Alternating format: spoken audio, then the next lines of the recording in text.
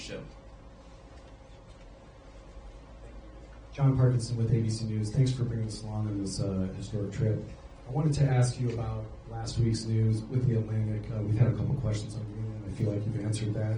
But I did want to ask, did you express your concerns to the president that you were opposed to the Houthi strike? And also, what did you mean when you asked, or when you said in that thread that the president wasn't aware that his directions for Yemen were inconsistent with his message on Europe? Well, I didn't quite say that. I think that's a slight bit misunderstanding of what I said, but we've talked, of course, in the American media about Signalgate, as I called it, for the past week. And here's what I told the president and the entire national security team, is that yes, it is in the interest of the United States of America to preserve navigation.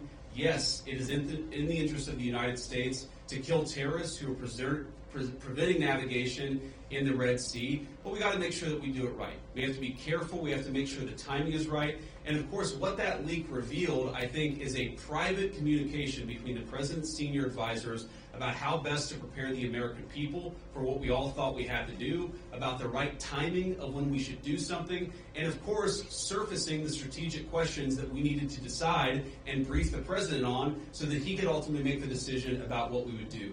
What I saw in that signal chat, and of course what I've seen in the president's senior national security team, is that sometimes we all agree and sometimes we all disagree, but it's important that we all have an honest conversation amongst ourselves and with the President of the United States about what we think is the best interest of the national security of the United States of America.